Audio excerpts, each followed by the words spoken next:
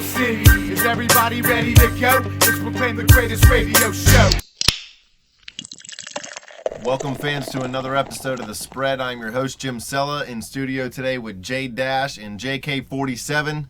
We got our extra bases segment for you today. We're going to talk a little general baseball stories, go over some hot pitchers and hitters, some cold pitchers and hitters, league leaders, some DL updates, some teams that are doing good, some teams that are struggling, and then at the end we're going to wrap it up with some prospect check on a couple, we got 2 prospects each week, Dash?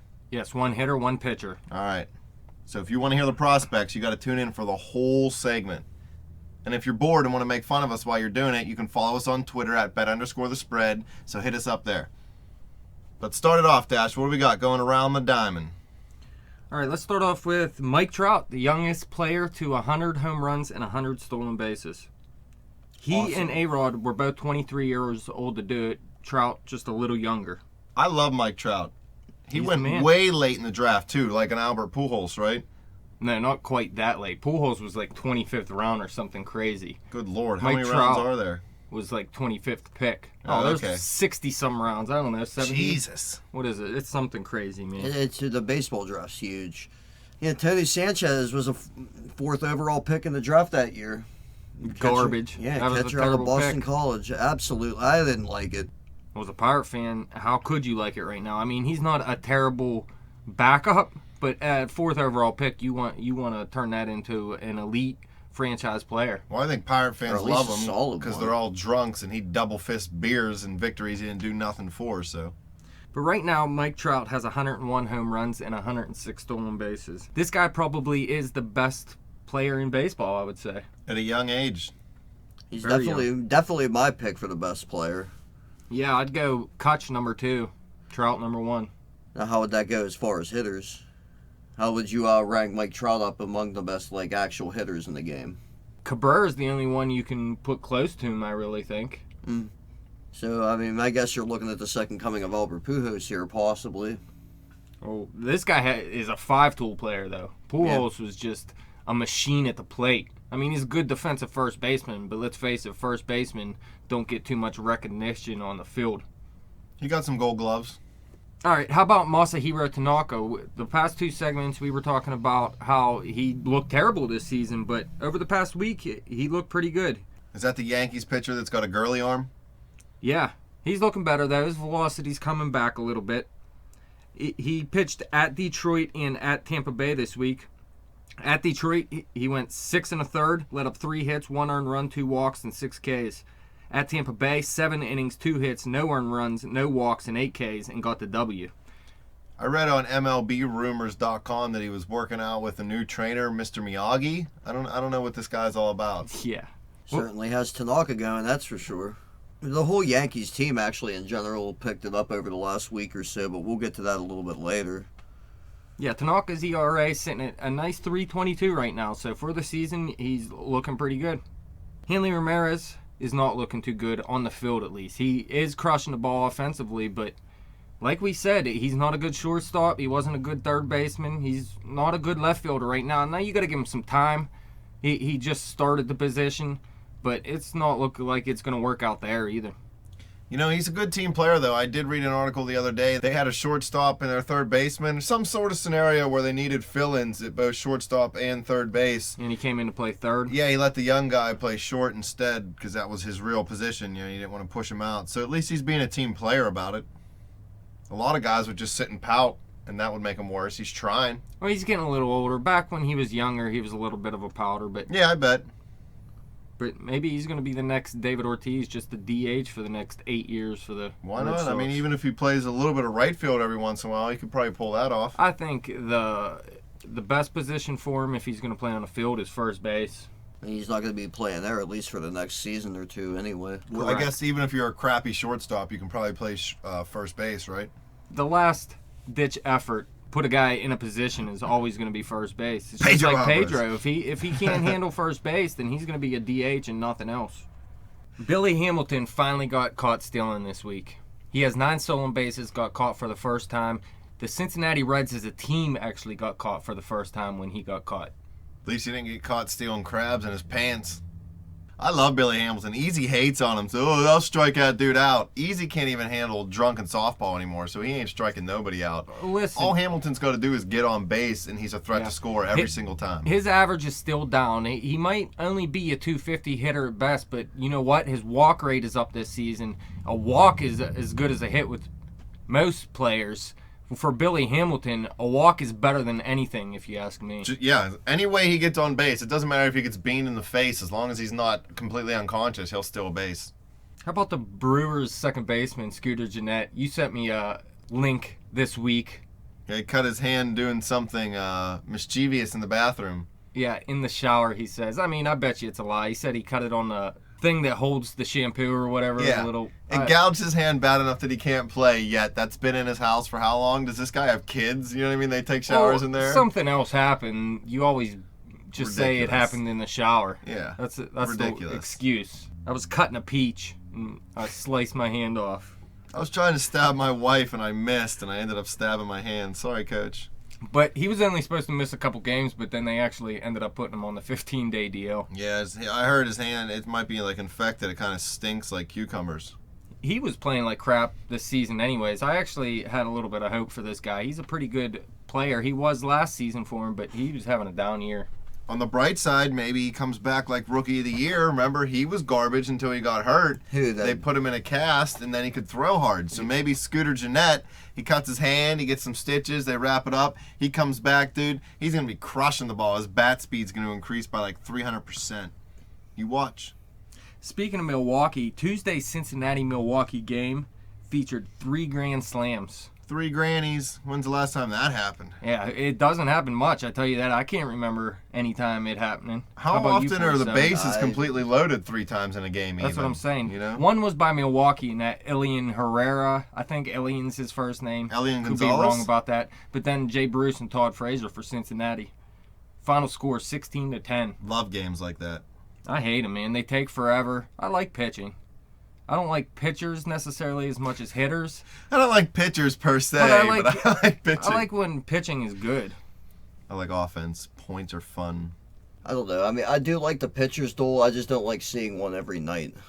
Like, pretty much. Oh, yeah, you want to see some offense every once in a while. Like, I mean, that's my biggest beef with the game. But, I mean, I don't know. Get to what you were getting to, J-Dash.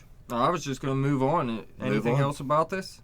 It was awesome. What do you think about Cincy's offense this year? They look pretty good, huh? Belting Well, it. I mean, that was a big concern going in, you know, the health of Joey Votto. I mean, He's been and killing it. not to mention, I mean, people saying he's actually over-selective. I mean, but he's actually off to a great start. Yeah, I think he has something like 6 home runs this season already. Well, I mean, with Todd Frazier, I mean, him, if he's continuing in the direction he's going, and Brandon Phillips has a solid season, and Jay Bruce has a rebound year, and, you know, if you have Hamilton getting on base, I mean, this is a potentially lethal lineup. And let's not forget, Mesoraco isn't even actually, in the yeah. lineup yet. He's still sitting right now with an injury.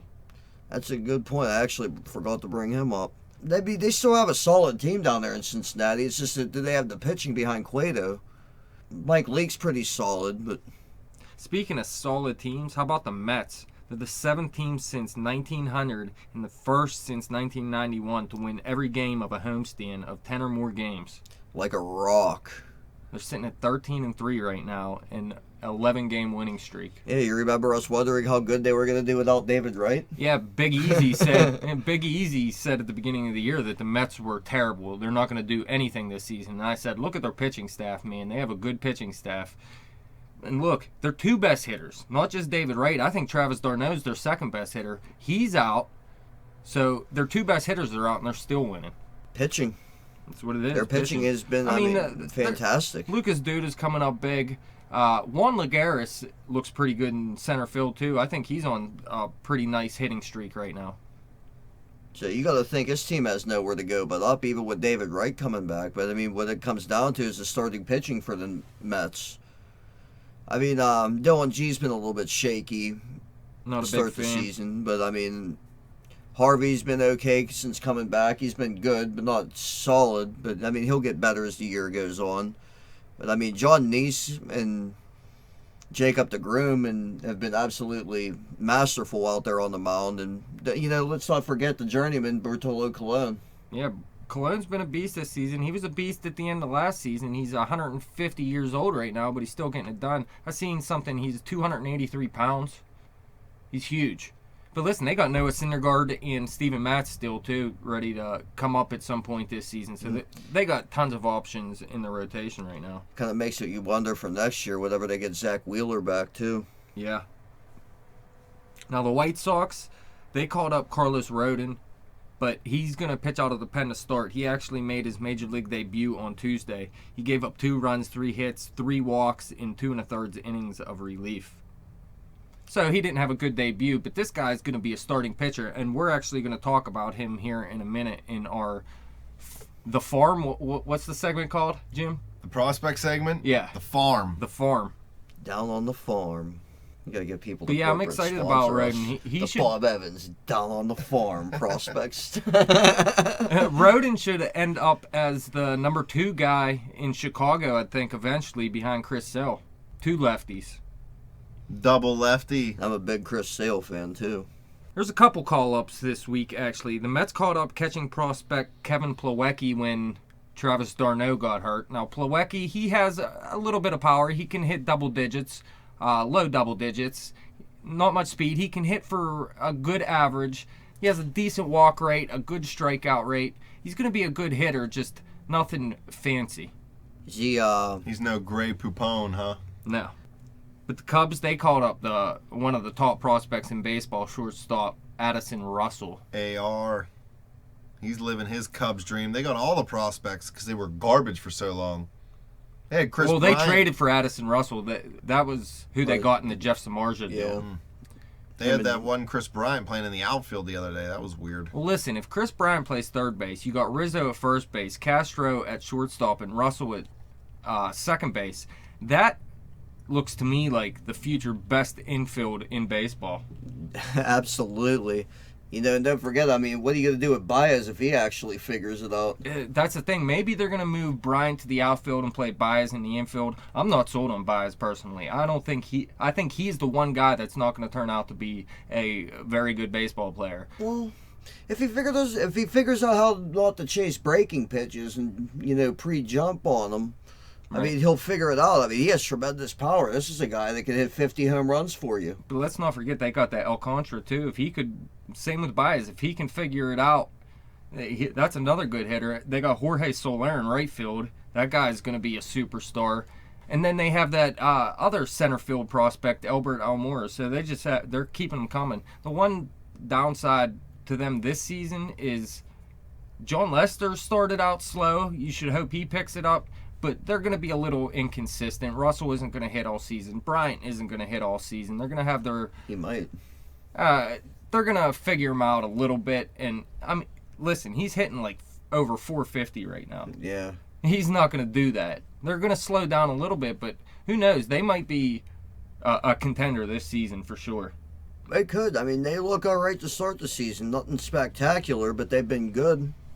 I think people were saying I thought that the NL Central was a disappointment. I think it's just going to start heating up.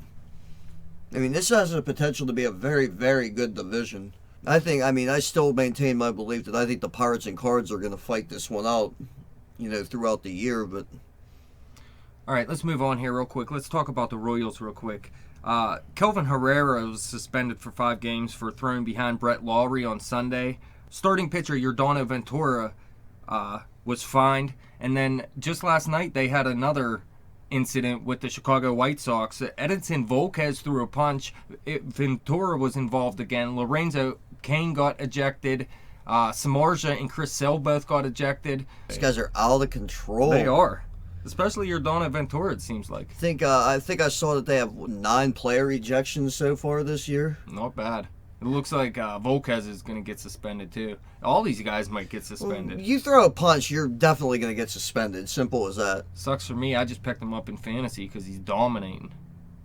Who, Volquez? Yeah. He ain't Well, I mean, dominating. honestly, like, what's a suspension for a starting pitcher, though? You know, you get suspended for 3 games, big whoop, you know, unless, you know, Well, you're not going to what make they another do start is for suspend 5 them games. 6 or 7 games, so they miss a start. They can't pitch their next outing, you know what I mean? But it's actually just missing 1 game, pretty much.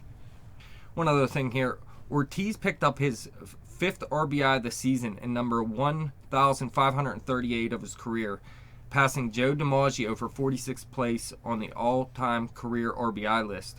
He's 2 away from 2 Hall of Famers, including Willie Stargell for 44th place. And Harry Kind Hillman. Willie, huh? Willie Stargell, man. That's a big name in baseball history. Especially in Pittsburgh. He actually bumped an umpire and got suspended for a game. He appealed it. We're going to have to see how it turns out. Who, Ortiz did? Yeah. Nice. Why? What was he mad about? I think it was just a pitch he wasn't happy with. So he was pitching at the umpire. Yeah. He probably just went to go get in the umpire's face, and his big old belly Yeah, just that's probably what it got in was. the way. Well, let's get in the zone right now and talk about some hot pitchers and some hot hitters. All right, let's start off with some hitters. I'm going to talk about my man in Pittsburgh, Gregory Polanco. Killing it. El Giraffe.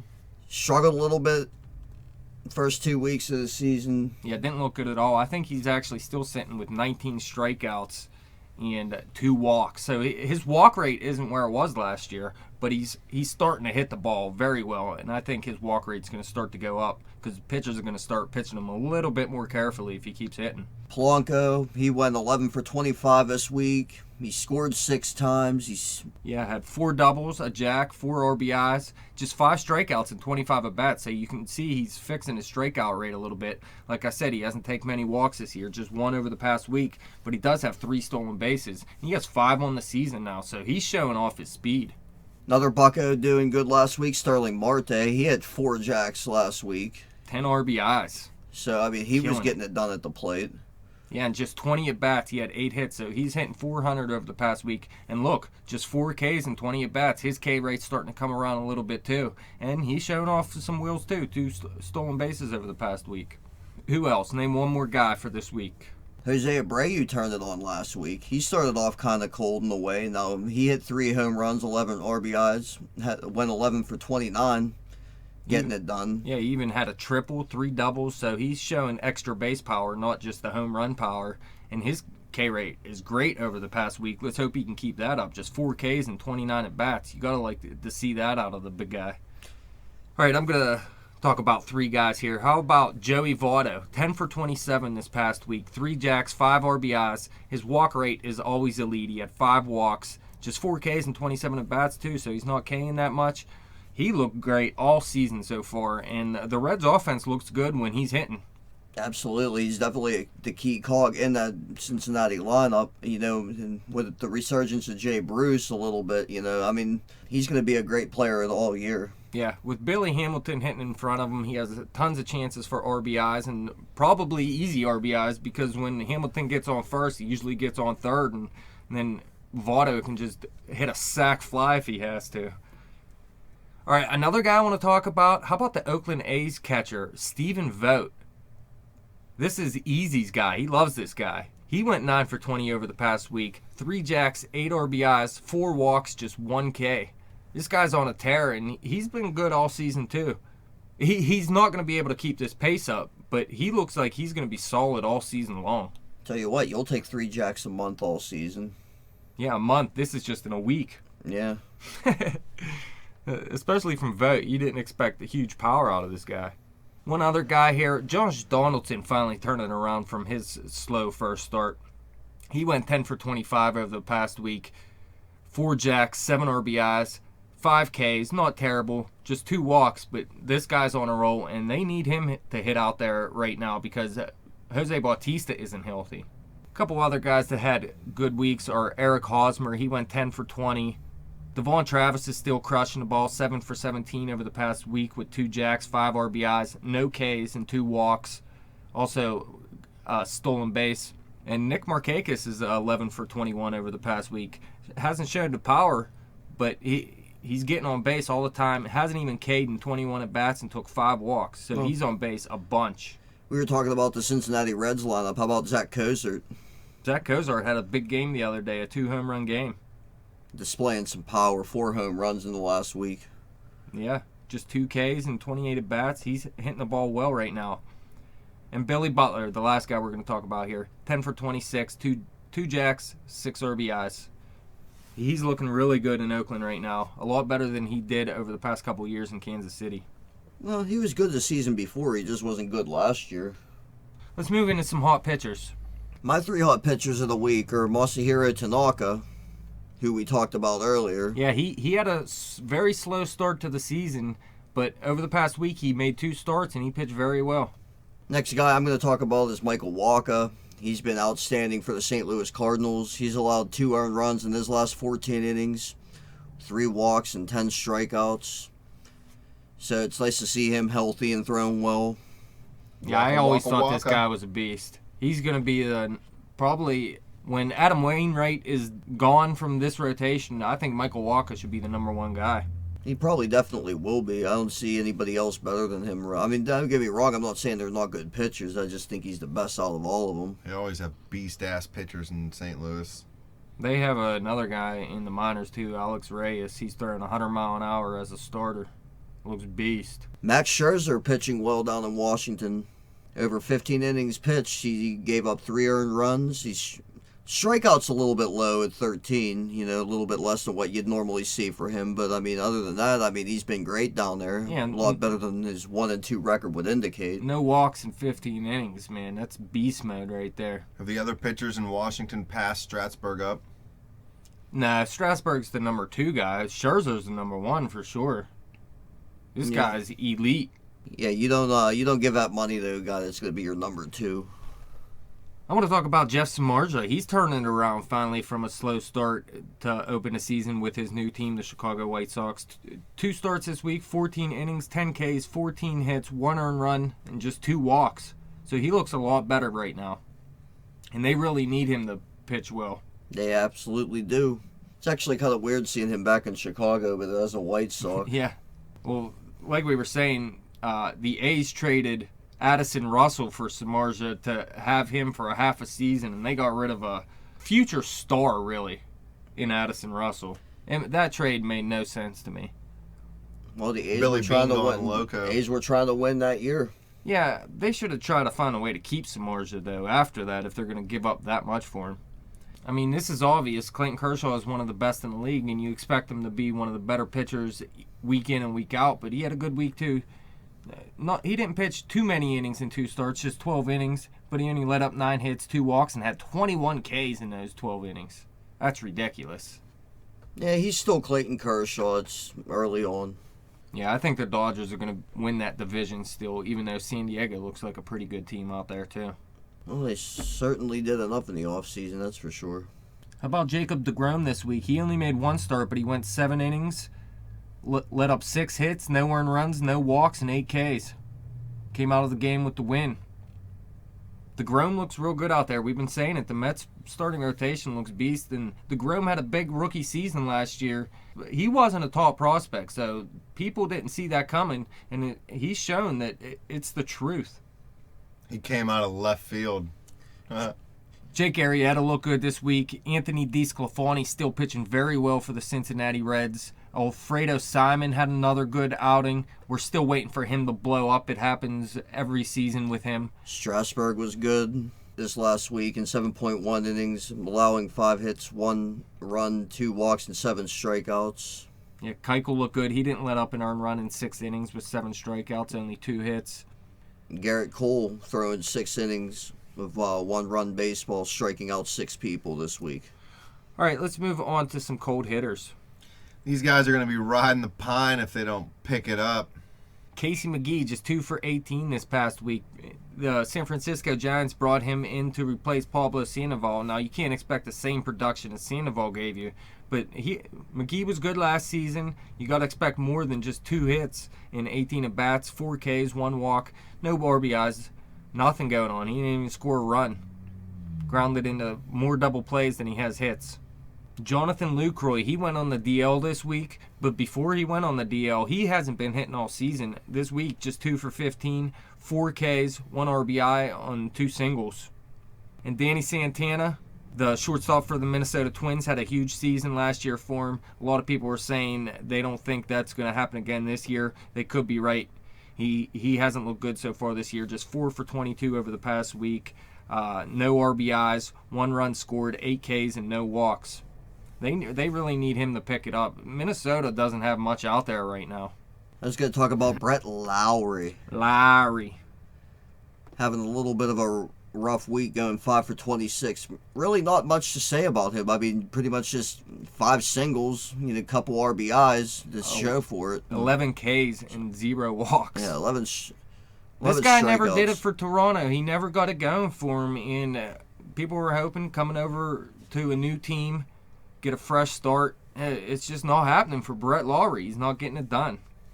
And Matt Joyce is another guy I'm going to talk about. 0 for 19, also 2 RBIs. He's only struck out only 6 times. Yeah, that's almost 33% and 19 at bats. But really, they just moved him down the lineup. He looks bad right now. That's supposed to be the replacement for Josh Hamilton. Kogo also not getting it going either. Still, we mentioned him last week. Just 1 for 18. Looks like a couple of walks and 6 Ks. 6 strikeouts. Still not good. No RBIs, no runs, nothing else going on with him. He's just looked bad this season. I don't think he's 100% healthy. He never really is. A couple other guys here. Chase Utley, 1 for 16 this past week. He has Manny Grandal, people hoping he could have a bounce-back season for the Dodgers. Just 2 for 15 over the past week. He hasn't looked good this year. Cameron Maybin's struggling, going 2 for 16 with a home run, actually being one of his only 2 hits and an RBI. 7 strikeouts. All right, let's move on from these dudes who suck, and let's get on to a couple guys who are doing work, the league leaders. League leaders. I want to know who's hitting a lot of home runs so I know who to actually watch, because I don't give a crap about pitching. All right, let's start off with the National League leaders in batting average. And no surprise here, Adrian Gonzalez at a .414 average atop the list. He's at the top of a lot of these lists early in the season here. Number 2, Yonder Alonso with a .400 batting average. A nice season for him. People thought he might turn out to be a bust, but he's looking good right now. Still not showing the power. He was never really known to have too much power. This guy, 9 walks and 7 strikeouts. He's having a good season so far. DJ LeMahieu for the Colorado Rockies still up there at .389. You got Matt Carpenter 4th with a .386 batting average. No surprise there. He's always a good hitter. And Matt Holliday right behind him, teammate, hitting .383. So Cardinals getting some hitting out of those 2 guys right now. Holliday's always been solid. American League average leaders, Adam Jones absolutely crushing the ball still, batting .424. Number 2, surprise guys still, Jose Iglesias getting it done in Detroit, .396 average. Number 3, Devon Travis, My man, .385. killing the So ball right he's now. absolutely mashing. Number 4, Lorenzo Cain, .375. We talked about him getting ejected from the game the other night. He might miss a couple games if he gets suspended.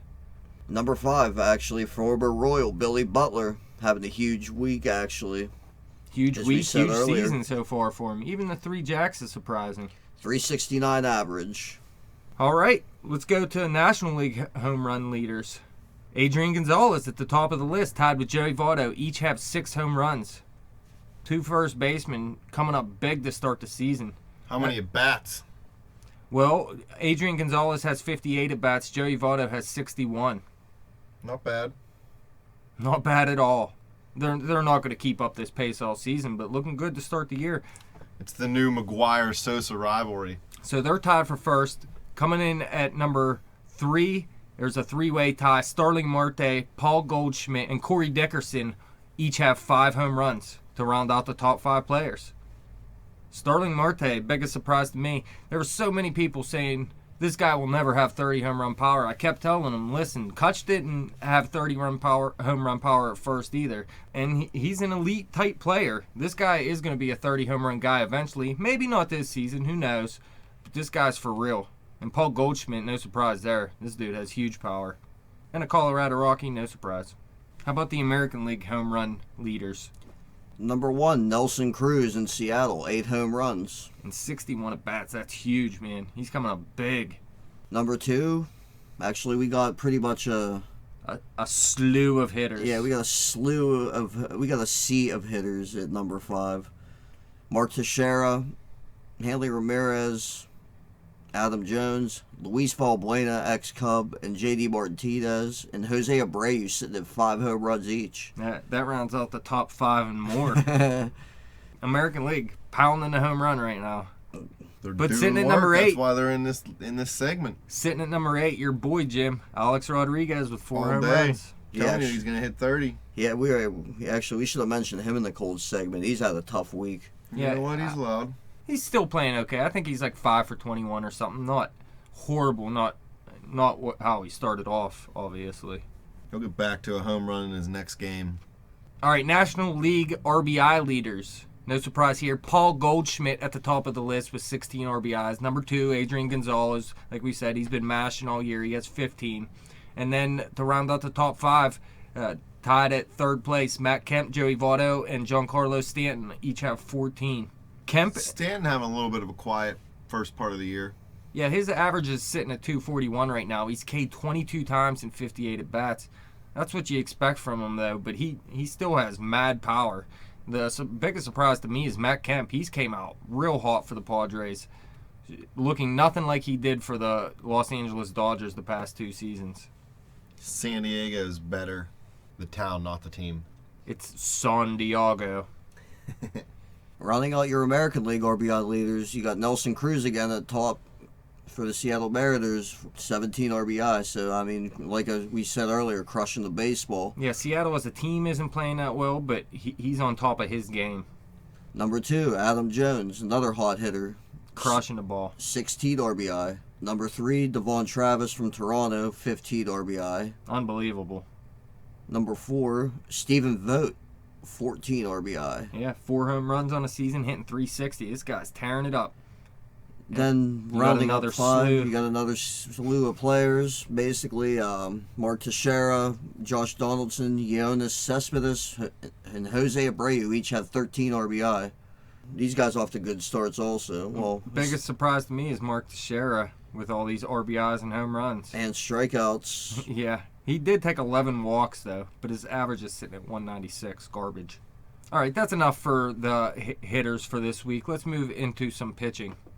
So in the National League, the ERA leaders, how about this? Sitting at number 1, Anthony DeSclafani from the Cincinnati Reds with an 0.86 ERA. This guy has looked like a beast all season. He pitched for the Marlins in his Major League debut last season, and he got roughed up a little bit. But right now, he looks on top of his game. This guy wasn't a top prospect either.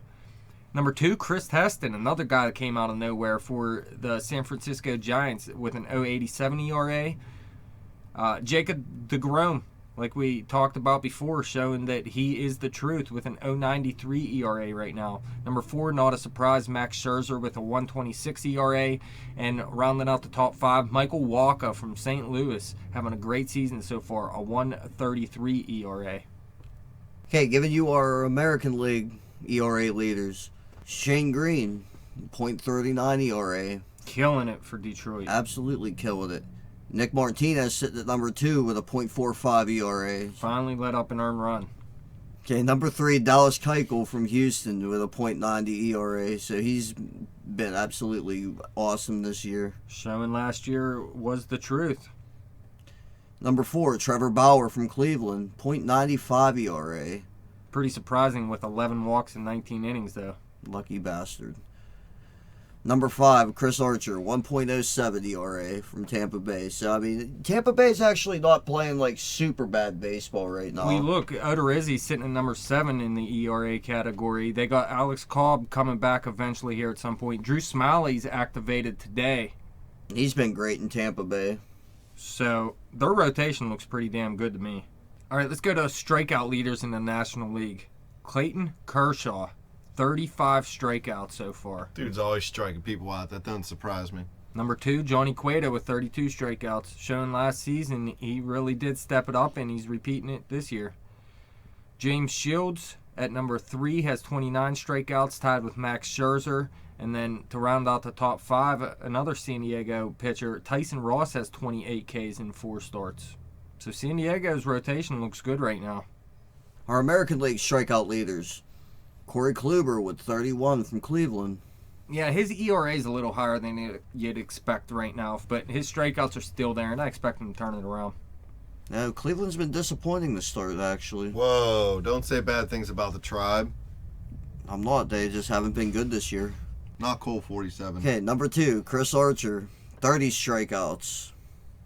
So, I mean, he's been awesome this year. I mean, he's actually a league leader in ERA also. Tampa Bay's pitching.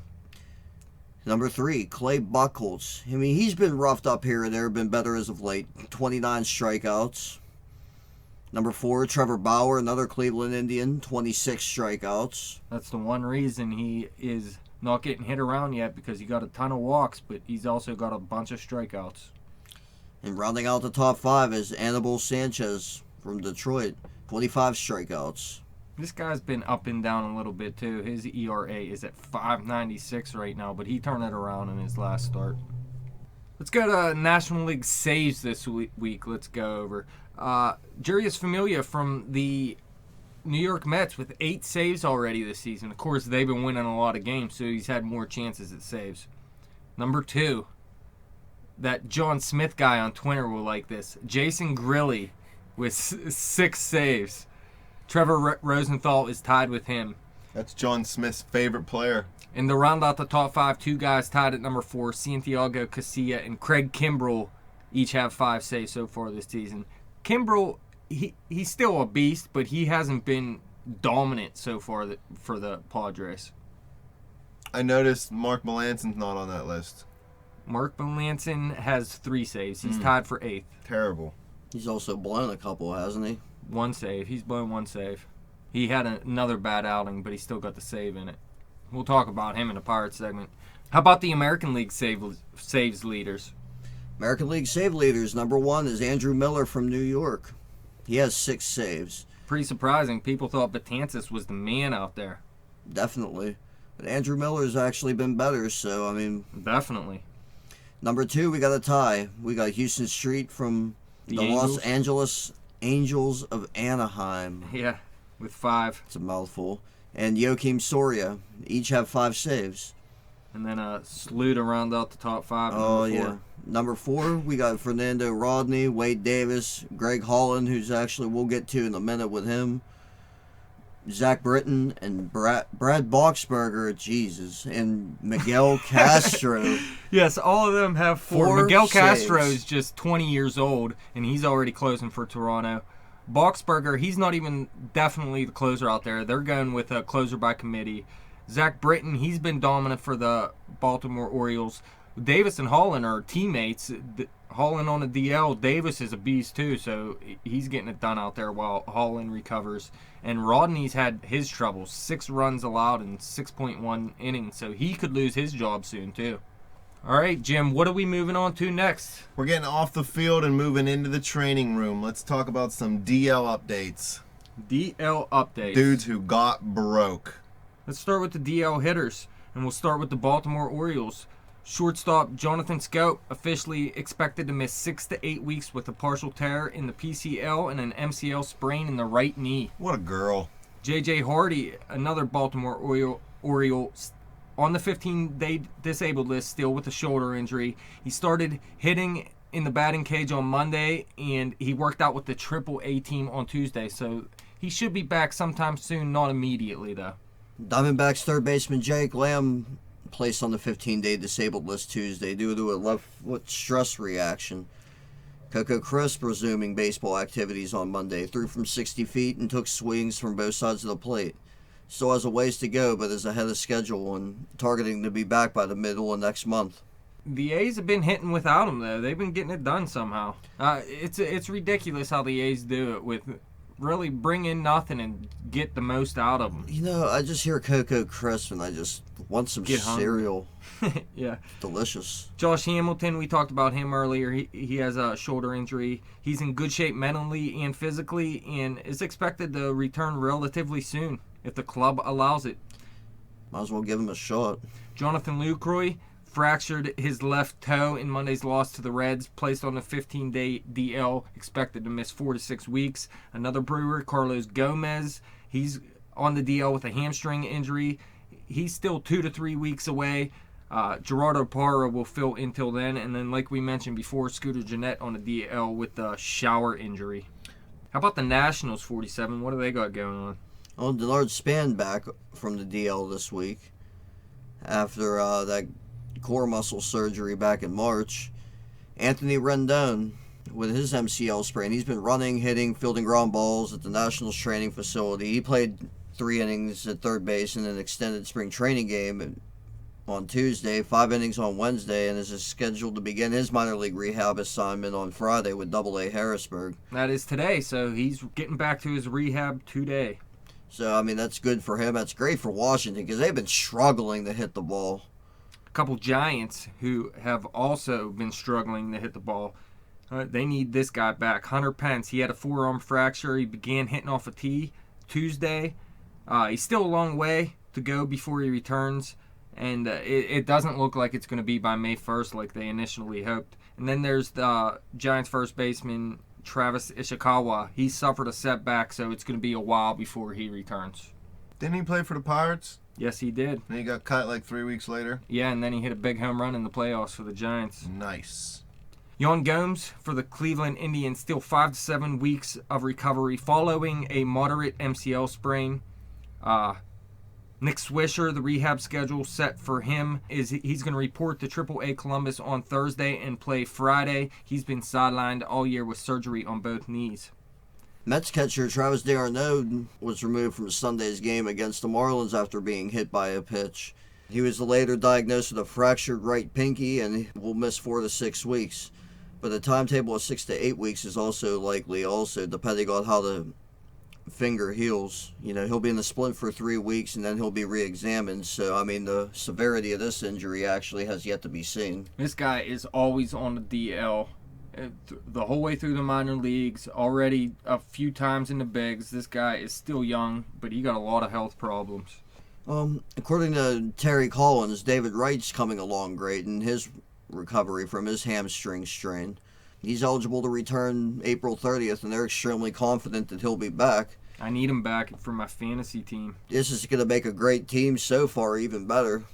So, I mean, it'll be exciting to see what happens whenever the Mets Wright definitely returns. are a team to watch. How about the Tampa Bay Rays? They got a bunch of stuff going on here. James Loney will be activated today. He had an oblique injury. He's been out since the first game of the season. John Jaso, with a wrist injury, is without a timetable right now to even begin swinging. Tampa Bay shortstop second baseman Nick Franklin has been sidelined since the beginning of the season due to an oblique injury. He appears to be near a return. The Rays just placed another second baseman, Ryan Brett, on the 15-day disabled list with a left shoulder injury. Michael Saunders activated from the DL Wednesday for Toronto. So, I mean, that'll be a nice addition with Jose Bautista going out. So, hopefully he'll be able to perfect timing. Fit him and help with some of that lost production. Deona Navarro was placed on the 15-day DL Thursday with a hamstring tear. It's going to be a little bit rough on R.A. Dickey because that's who R.A. Dickey likes throwing to. He's going to have to man up and throw to a regular catcher like everybody else in the world. The Cubs' Mike Olt is expected to miss 2 to 3 weeks with a wrist injury. Randall Grichuk was officially placed on the 15-day disabled list for the St. Louis Cardinals. He hasn't been a big part of their offense so far, but they see a future in this guy.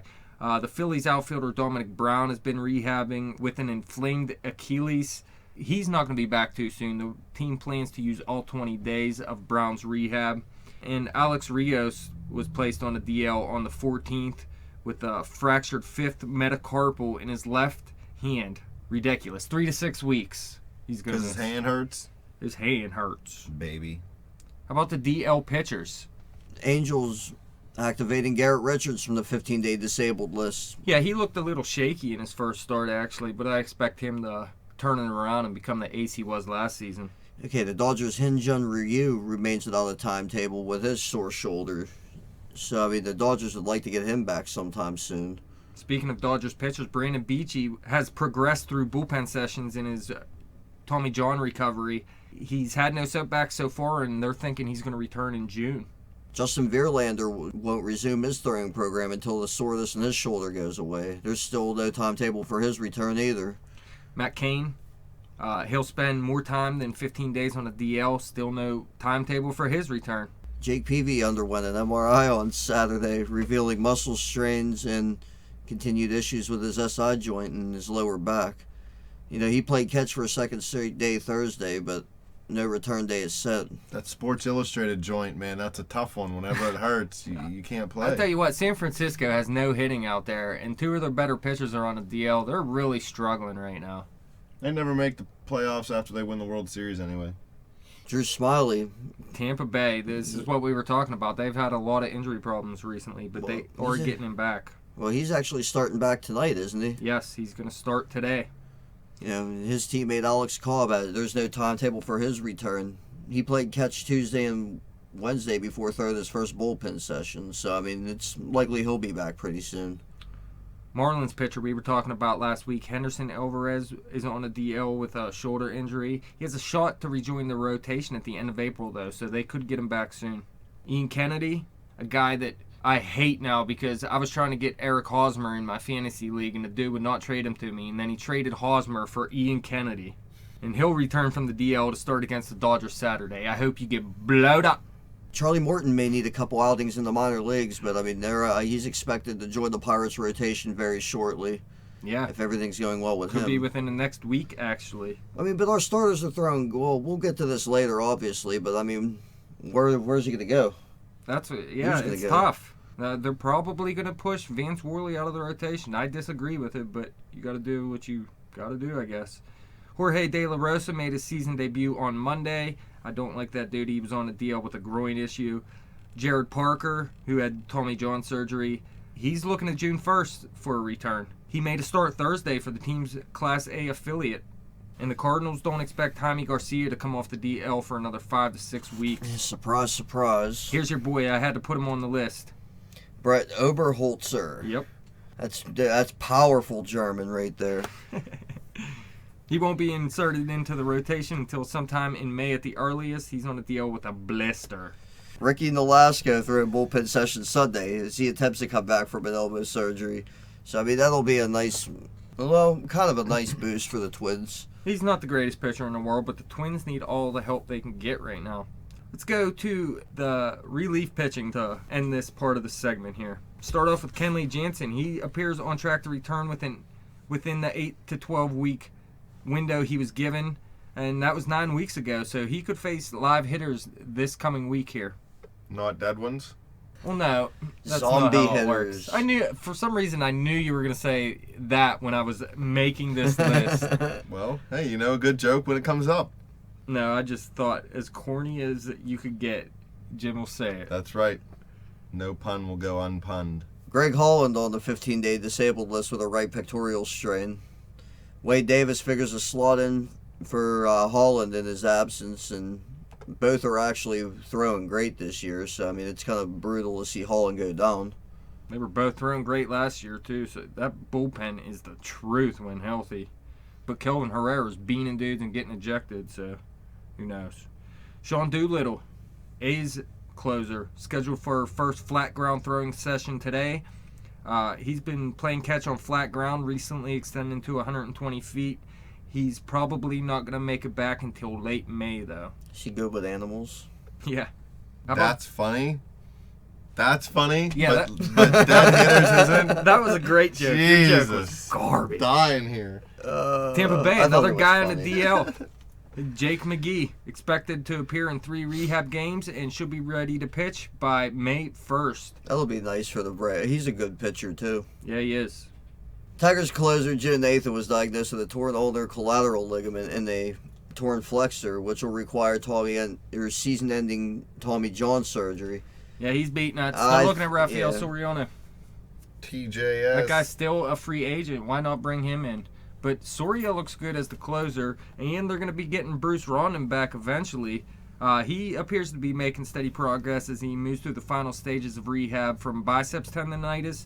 He threw a 15-pitch bullpen session on Tuesday, so he's starting to get a little bit closer to coming back. LaTroy Hawkins is placed on the DL this week for the Colorado former closer. This is his last season. Give it up, brah. White Sox pitcher Jake Patrica returned from the 15-day disabled list Monday after recovering from an elbow injury. Mets pitcher Vic Black had a setback. He's not going to be returning from the DL for a while. He has a small disc herniation on his right side of his neck. So it's going to be a while for him. They thought he was the future closer, and he hasn't even been able to stay on the field. But that wraps up the DL segment. What's the DL segment called again?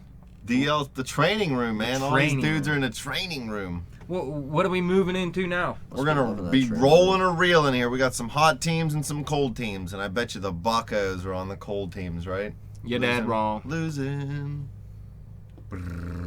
Let's start with the American League. Who's the hottest team in American League right now? The New York Yankees. They're 7-3 in their last 10 games. Back to tied for first place with the Red Sox and the Blue Jays, all at 9-7 right now. Had a very good week. Yeah, and even though Alex Rodriguez has started to slow down, Masahiro Tanaka has picked it up, and that's one of the biggest things they need. The Yankees are going to go up against the Mets here soon, right? Yeah, starting one of the first times they've both been in first place in a Subway Series in a long time, or at least a share of first place. I wouldn't doubt that at all. I don't think the Yankees are going to stick around at the top of the division, though. The Red Sox and the Blue Jays just have too many better players than them. With A-Rod hitting 30 jacks and stealing 30 bases this year, dude. Stealing 30 bases. Now you're, I don't know, you've been sipping on some lean. Getting that lean.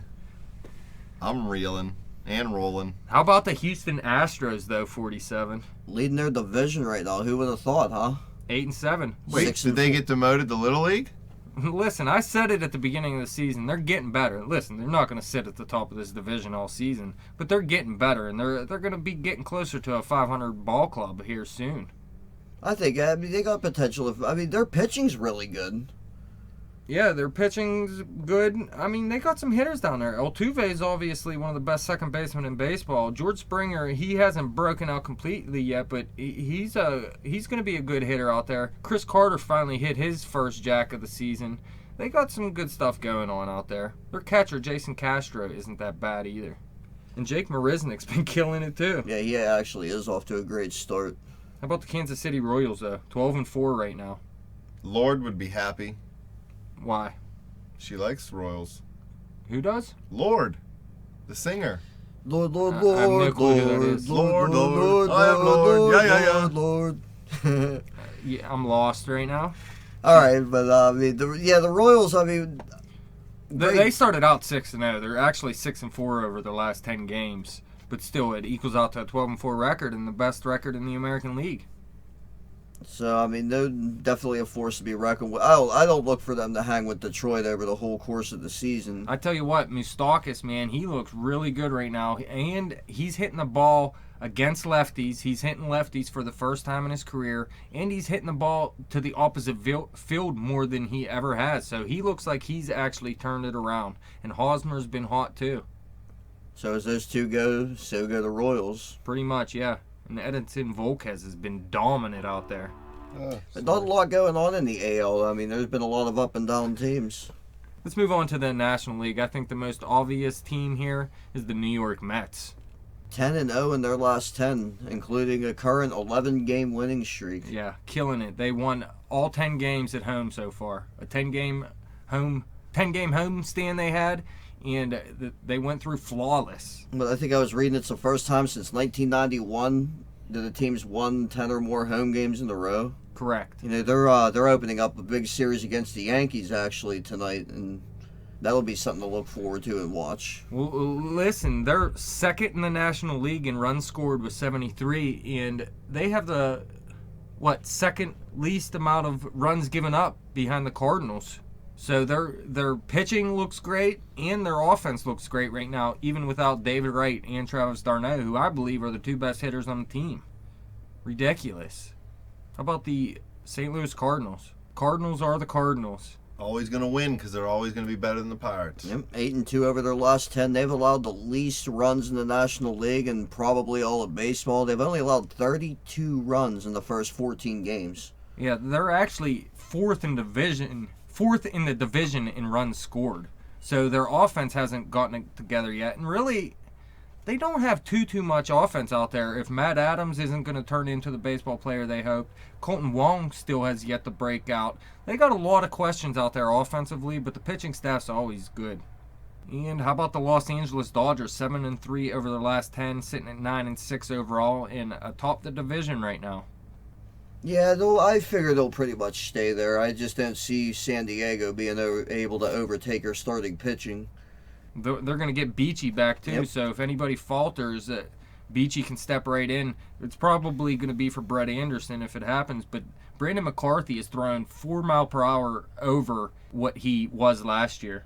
So his velocity is way up. McCarthy looks like he found a home with the Los Angeles Dodgers. Being healthy will do wonders for you. But they actually are on a 3-game losing streak right now, but they're still playing good baseball outside of that.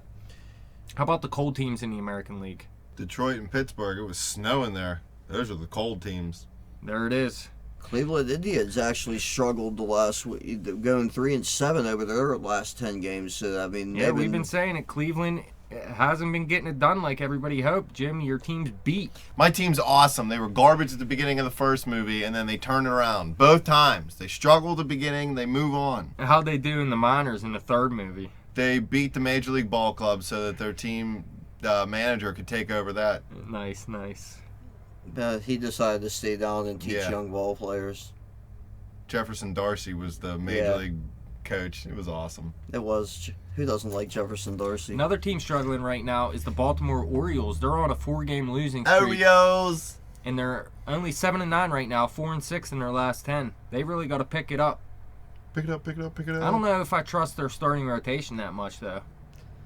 No, they've actually lost a lot over the last couple of years. I mean, losing Markakis, Bud Norris has been absolutely Let me tell you, horrible. Travis Snyder's filled in pretty goddamn well for Markakis, actually. Travis is Yeah, hitting he well has. over 300 and has a on-base percentage over 400. So he's been playing well, but Steve Pearce hasn't looked good. Chris Davis has never returned to his 50 home run potential. Which I didn't expect them to. No, but Adam Jones is crushing the ball out there. Manny Machado got off to a slow start. He's starting to pick it up a little bit. Hardy's on the DL still, so they'll be getting him back. Jonathan Scope just went to the DL, so there goes their second baseman. Their catcher, Caleb Joseph, has been hitting the ball very well this season, so they still got some pieces offensively. Like I said, though, Chris Tillman, is that their best starting pitcher? Am I right by that?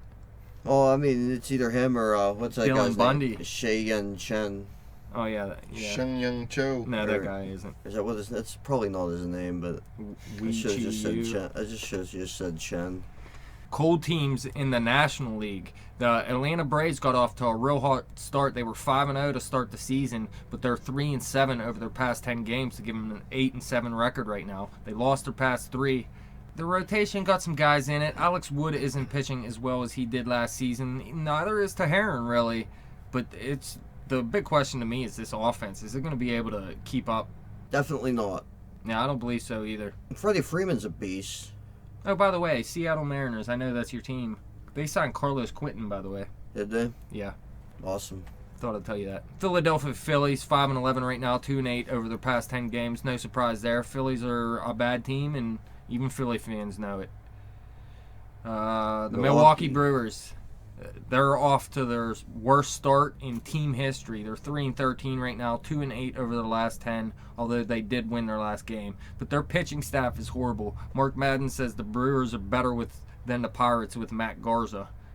Matt Garza is garbage. Cal Loesch has been garbage. These guys have been bad.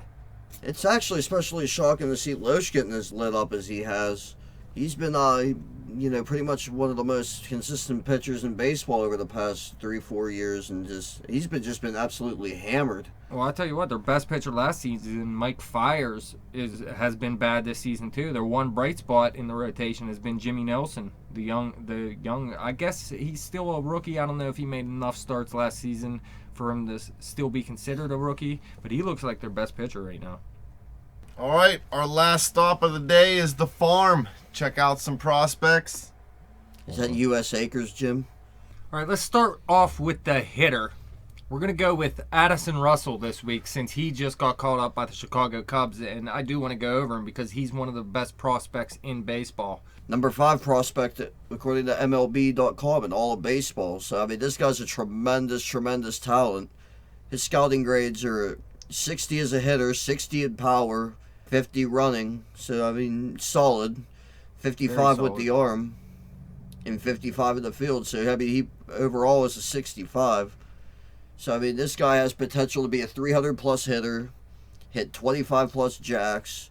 And, I mean, he's drawn a lot of comparisons to Barry Larkin and former MVP Miguel Tejada. So, as long as he stays away from PEDs, that'll be great. Yeah, he's actually a shortstop, but the Cubs are going to play him at second base because they got Starlin Castro playing short right now. But he could actually move over there if they ever decide to get rid of Starlin Castro. But he's just 21 years old. He was the first-round pick of the Oakland A's in 2012. They traded him to Chicago for Jeff Samardzija so they could have 6 starts out of Samardzija to end the season. Dumb trade. I think so too. Dumb trade. That's why I don't want the Pirates to make those kind of deals, man. Just think, if we would have brought in Jeff Samardzija last year, it wouldn't have changed that much.